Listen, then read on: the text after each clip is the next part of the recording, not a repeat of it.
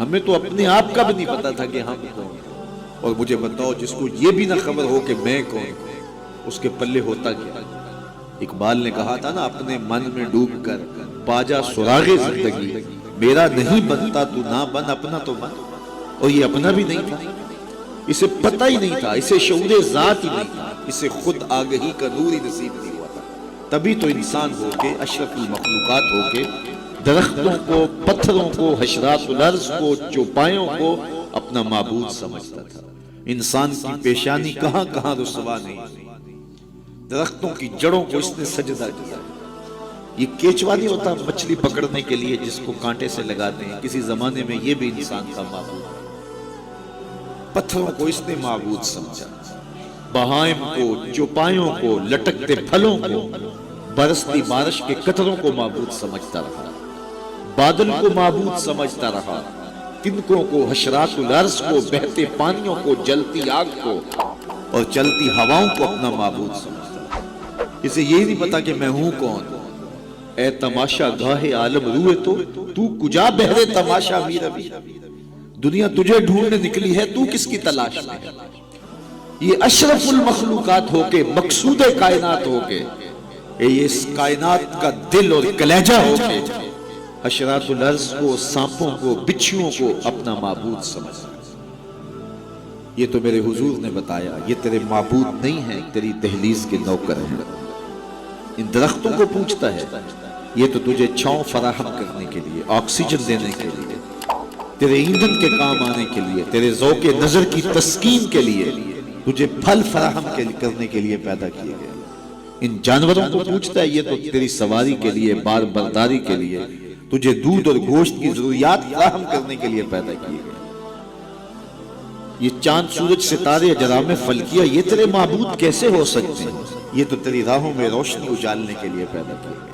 نہیں تو دیکھ، یہ انگلی اٹھتی ہے اور چاند ٹکڑے ہو کے قدموں میں آتا ہے، سورج پلٹ کے اثر کے وقت پہ آتا ہے، اور سڑیاں کھجوراں اگا جان دائے، اور پتھراں نو کلمے پڑھا جان، قطرے کو سمندر، ذرے کو ستارہ کرتے ہیں، کونین کو خم آ جاتا ہے جب زلف سوارا کرتے ہیں۔ اب انسان کی آنکھ کھلی کہ میں کون ہوں، کہ یہ پوری کائنات۔ درختوں کو پوچھتا ہے، جا میں نہیں، تو ہی کہہ دے تمہیں اللہ کا رسول بولا۔ اللہ اکبر، درخت شاخوں کے بل اپنے آپ کو گھسیٹتے ہوئے سلامی دینے حاضر ہو جاتا۔ حضرت یعلا بن مرہ کہتے ہیں کہ ایک سفر سے واپسی تھی، راستے میں قیام ہوا تو حضور استراحت فرمانے لگے، تو میں حضور کے پہرے کے لیے کھڑا ہو گیا۔ دور صحرا میں ایک درخت تھا، وہ ہلنے لگا، پھر جڑوں سمیت اکھڑا اور شاخوں کے بل اپنے آپ کو گھسیٹتا ہوا میرے برابر آ کے کھڑا نہیں ہو جاتا۔ میرے لیے بڑی حیرت کی بات تھی، لیکن کوئی تھا نہیں کہ اس سے بات کروں۔ خیر تھوڑی دیر کے بعد وہ اپنی جگہ سے چلا اور جہاں سے اکھڑا تھا وہی جا کے نصب ہو گیا۔ حضور بیدار ہوئے تو سلام عرض کرنے کے بعد میں نے پہلی بات یہی عرض کی، میں نے کہا حضور وہ سامنے والا جو درخت ہے تھوڑی دیر قبل اپنی جگہ سے اکھڑا تھا، شاخوں کے بل اپنے آپ کو گھسیٹتا ہوا یہاں آیا، رکا، جھومتا رہا، پھر واپس چلا گیا۔ حضور نے حیرت کا اظہار نہیں کیا، میں تو سویا تھا، تفصیل سناؤ، کوئی آندھی آئی، کوئی جھکڑ آیا، کوئی طوفان آیا، کیسے اکھڑا؟ حضور مسکرا دیے اور فرمایا ھذہ شجرۃ استاذنت ربھا، فرمایا یہ درخت ہے، اس نے رب سے اجازت مانگی تھی، مالک تیرا محبوب نیڑے آیا ہے، سلام نہ کر رہا ہوں، فاذن لہا، تو رب نے اس کو اجازت دے دی تھی، یہ مجھے سلامی پیش کرنے آیا تھا۔ تو پوری کائنات تو ان کے حسن کا طواف کرتی دکھائی دیتی ہے۔ وہ انگلی اٹھاتے ہیں، چاند کے ٹکڑے ہوتے ہیں، سورج پلٹ کے اثر کے وقت پہ آتا ہے، درخت کلمہ پڑھ رہے ہیں، کنکر بول کے گواہیاں دے رہے ہیں۔ اب انسان کی آنکھ کھلی کہ میں جن کو معبود سمجھتا تھا یہ تو ہمارے گرد طواف کر رہے ہیں۔ اب اس کی آنکھ کھلی، اب شعور سنبھلا، اور اب وہ سمجھنے لگا کہ میں کون ہوں، اپنی حیثیت سے اب آگاہ ہوا۔ اللہ اکبر، بے خبر تو جوہر آئینہ ایام ہے، دو زمانے میں خدا کا آخری پیغام۔ اسے اب اپنی ذات کا شعور ہونے لگا۔ خود سے ملاقات تب ہوئی جب حضور تشریف لائے۔ تو راز کن فقاں ہے، اپنی آنکھوں پر آیا ہو جا، خود ہی کا راز نہ ہو جا، خدا کا ترجمہ ہو جا، خود ہی میں ڈوب جا غافل، یہ سر زندگانی ہے، نکل کر حلقہ شام و سحر سے جاوداں ہو جا، مسافے زندگی میں سیرت فولاد پیدا کر، شبستان محبت میں حریر و پر نیا ہو جا، گزر جا بن کے سیلے تند رو کو ہو بیاباں، گلستان راہ میں آئے تو جوئے نغمہ خواہ ہو جا۔ تیرے علم و محبت کی نہیں ہے انتہا کوئی، نہیں ہے تجھ سے بڑھ کر ساز فطرت میں نوا کوئی۔ اسے اب پتہ چلا اپنی ذات کی شناخت اب ہوئی۔ اللہ اکبر، کانپتا ہے دل تیرا اندیشہ طوفان سے کیا، نا خدا تو بحر تو کشتی بھی تو ساحل بھی تو، دیکھ آ کر کوچائے چاکے گریباں میں کبھی، کیس تو لیلا بھی تو صحرا بھی تو محمد بھی تو، وائے ناکامی کہ تو محتاج ساکی ہو گیا، میں بھی تو مینا بھی تو مستی بھی تو حاصل بھی تو، آہ کس کی جستجو آوارہ رکھتی ہے تجھے، راہ تو رہرو بھی تو رہبر بھی تو منزل بھی تو، بے خبر تو جوہر آئینہ ایام ہے، تو زمانے میں خدا کا آخری پیغام۔ تو اب انسان کو اپنی ذات کا شعور ہوا۔ خدا شناسی تو بڑی دور کی بات ہے، میں کہتے ہیں انسان کی اپنی ملاقات اپنے آپ سے تب ہوئی جب حضور آئے، خودی کا شعور تب ملا جب حضور آئے، من سے آگہی تب ہوئی جب حضور آئے۔ تو اگر وہ تشریف فرما نہ ہوتے، خدا شناسی تو بڑی منزل ہے، انسان خود شناس بھی نہ ہو، اپنے ذات سے بھی آگاہ نہ ہو۔ انسان ہو کے انسانوں کے گلے چیر رہا تھا۔ سکا باپ اپنی بیٹی زندہ درگور کر کے فخر کرتا تھا کہ میں نے اپنی آبرو بچائی۔ مائیں دنیا کی منڈیوں میں بکتی تھی، باپ کی توقیر کوئی نہیں تھی۔ اور یہ تو میرے حضور آئے جنہوں نے آ کے بتایا کہ بیٹی عزت کی جگہ پر ہے۔ آپ نے یہ حدیث بارہا سنی ہوگی، علماء کرام سے بارہا سنی ہوگی، لیکن ذرا اس کو اس پہلو میں دیکھیں۔ جب بیٹیوں کو زندہ درگور کر کے باپ فخر کر رہا تھا، اس زمانے میں میرے حضور نے کہا میری بیٹی میرے جگر کا ٹکڑا ہے۔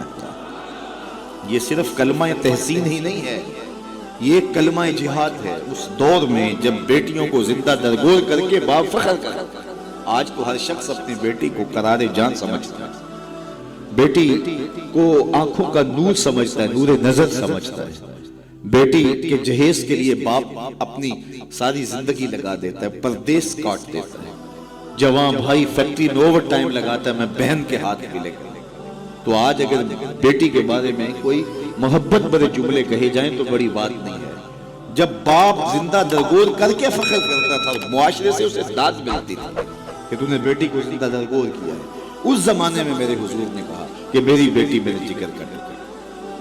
اللہ اکبر، کیسی تبدیلی آئی۔ ایک موقع آیا، فرمایا کہ جو دو بیٹیاں یا دو بہنیں ان کی اچھی تربیت کرے اور ان کو پروان چڑھائے اور ان کی اللہ کی رضا کے لیے شادی کر دے تو قیامت کے دن وہ میرے ساتھ اس طرح قریب ہوگا جس طرح یہ دو انگلیاں قریب ہیں۔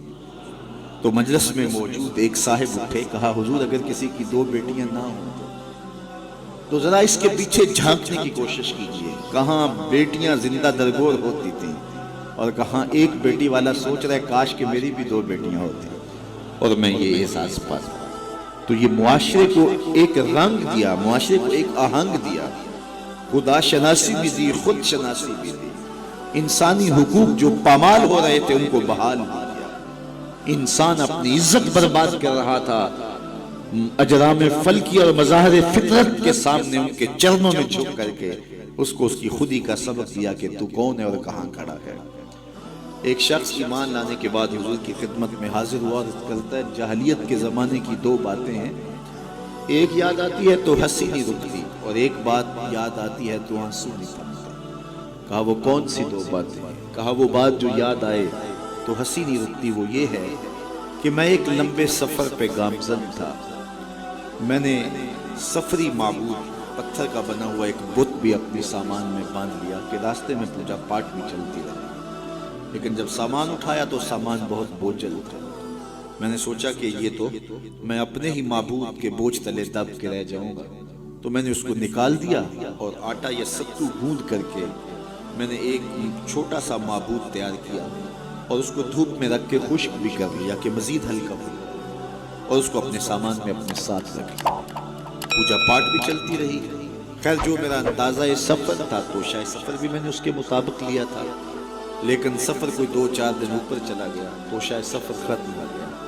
ایک آدھ دن تو میں نے بھوک کاٹی، لیکن جب انتڑیوں میں بل پڑنے لگے اور مجھ سے گوارا نہ ہوا تو میں نے تھیلے سے اپنے اس معبود کو نکالا جو آٹے کا بنا ہوا تھا، اس کو پتھر پہ رکھ کے کوٹا، پھر اس میں پانی ڈالا، پھر اس کو گوندا، پھر روٹی پکائی اور پھر کہا میرے معبود اب کام نہیں آئے گا تو کب آئے گا؟ اب تو میری انتڑیوں میں بل پڑ رہے ہیں، مجھے جاہلیت کے زمانے کی وہ یاد آتی ہے تو مجھے اس بت کی بے بسی پہ ہنسی آتی ہے۔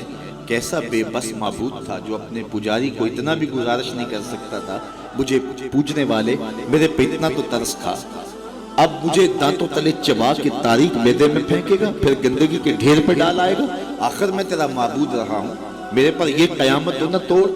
تو ایک تو وہ یاد آتی ہے بات تو میری ہنسی نہیں رکتی، اور جو دوسری بات مجھے یاد آتی ہے تو میرے آنسو نہیں تھمتے، اور وہ یہ ہے کہ میری بیوی امید سے تھی اور میں لمبے سفر پہ گیا، کئی سالوں کے بعد واپس پلٹا تو میرے آنگن میں بیٹی کھیل رہی تھی۔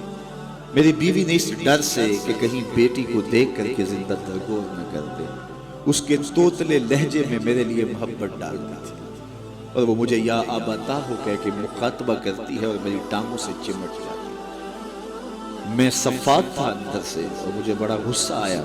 میں نے اپنی بیوی کو گھورا کہ ایک تو نے سانپ کو جنم دیا ہے اور دوسرا نخرے کرتی ہے، اس کو باتیں سکھائی ہیں اور موقع کی طاق میں، لیکن اس بیٹی کے سینے میں میرے لیے اس کی ماں نے اتنا پیار ڈال دیا تھا۔ بیٹیاں تو ویسے بھی باپ سے ٹوٹ کے پیار کرتی ہیں، بیٹیوں کی محبت تو مثالی ہوتی ہے۔ پھر ماں نے محنت کی تھی کہ اس کا باپ کوئی انتہائی قدم نہ اٹھائے، تو اس کے لیے اس کے باپ کے لیے بے پناہ محبت نے ڈال دی تھی۔ کہتے ایک دن میں نے موقع پایا اور اس بیٹی کو اٹھایا اور صحرا میں لے گیا۔ میرا خیال یہ تھا اس سے آج جان چھڑا لوں، اور گڑا کھودنے لگا۔ کڑکتی دھوپ تھی، میرے بدن پہ پسینہ نمودار ہوتا تھا۔ وہ آگے بڑھتی اور اپنے دوپٹے سے میرے ماتھے کا پسینہ پوچھتی، لیکن میرا دل پھر بھی نرم نہ ہوا۔ خیر جب میں نے گڑا کھود لیا تو باہر نکلا تو میری بیٹی نے سکھ کا سانس لیا کہ میرے باپ کی مشقت ختم ہوئی، لیکن وہ نہیں جانتی تھی کہ اگلی مشقت کس کی شروع ہوئی۔ میں باہر نکلا، اس کو زور سے اس گڑے میں دھکا دے کے اوپر سے مٹی انڈھیلنے لگا۔ وہ ننھے ننھے ہاتھ جوڑتی رہی، چیختی رہی اور مجھ سے گزارشیں کرتی رہی کہ یہ کیا کر رہے ہو، لیکن میں اوپر مٹی انڈھیلتا رہا اور اس کی چیخیں اس ریت تلے دب گئی۔ آج جب اسلام لایا ہوں تو اس کی چیخیں مجھے سونے نہیں دیتی۔ عرب کے ریگزاروں میں دبی ہوئی معصوم بچیوں کے سسکتے آنسو اور اس کی روتی آنکھیں کس کو پکار رہی تھی؟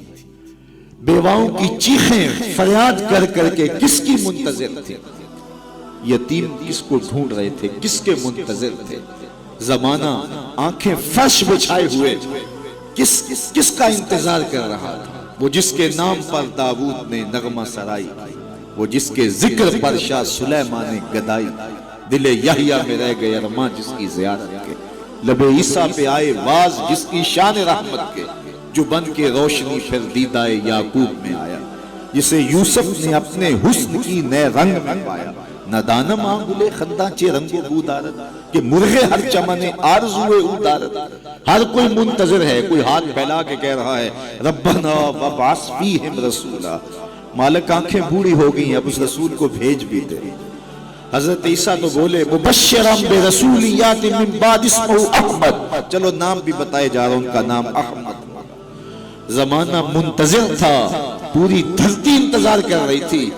بیواؤں کی چیخیں اور یتیموں کی آہیں اور معصوم بچیوں کے دبے ہوئے آنسو جب ریت سے پکار کرتے ہوئے عرش الہی کو جنبش دینے لگے تو اللہ کو دکھی انسانیت پہ رحم آیا۔ آمنہ کی آغوش میں محمد عربی تشریف لے آیا۔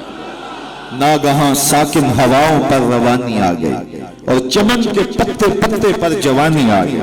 آج زانو ازل نے صبح پہ انگڑائی لی اور مسکرا کر ایک کرن نے ہاتھ میں شہنائی لی۔ مخزن اسرار قدرت کے امی پیدا ہوئے، غل ہوا دنیا میں ختم المرسلی پیدا ہوا۔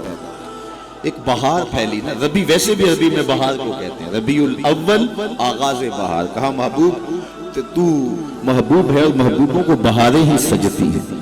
جب گلیاں چٹکنے لگے گی، غنچے مہکنے لگے گی، جب کائنات بہار بن جائے گی، جانے بہار بن کے تشریف لے آنا۔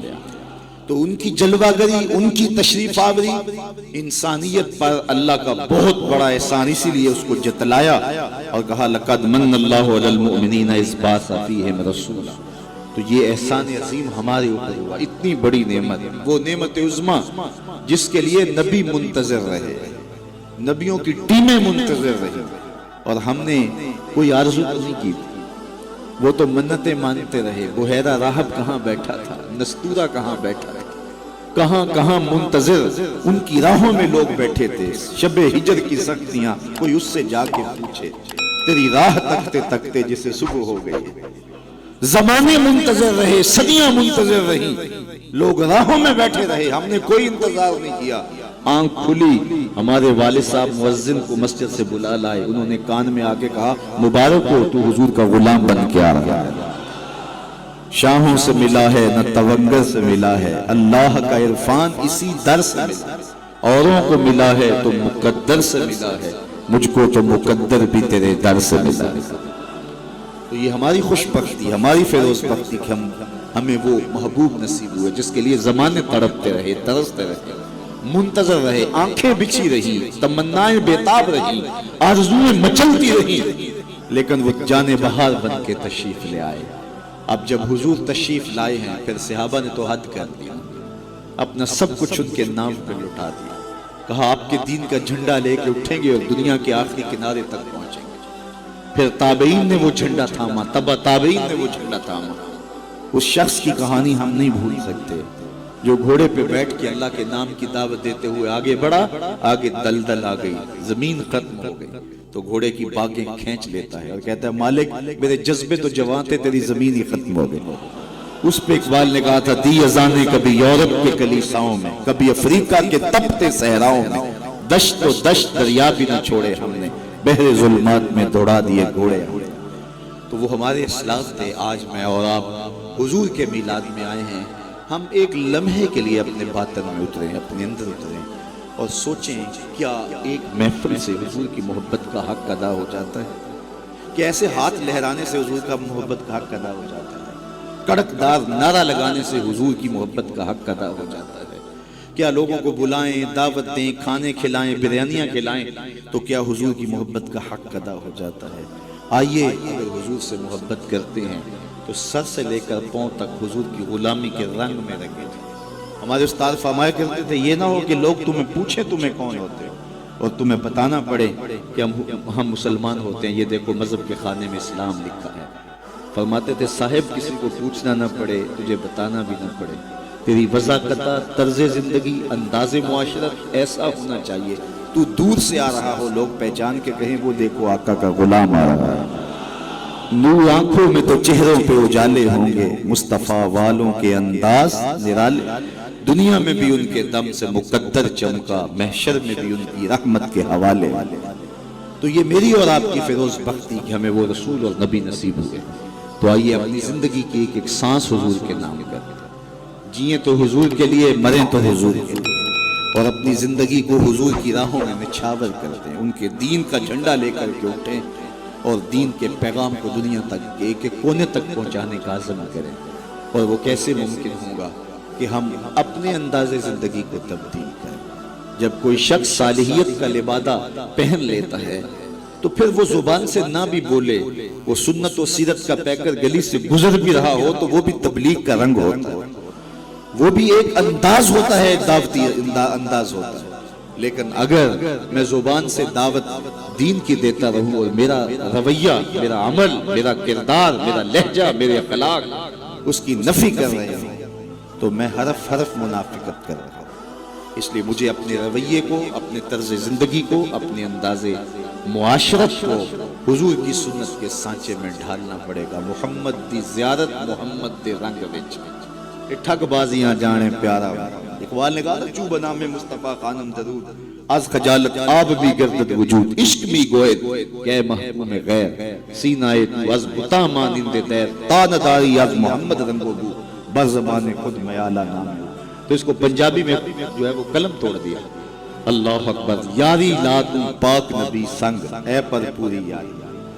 ذرا دیکھیے شعر کا حسن دیکھیے، اٹھان دیکھیے، یاری لا تو پاک نبی سنگ اے پر پوری یاری پھر درود قبول ہے تیرا لکھ نہ لو ایک باری۔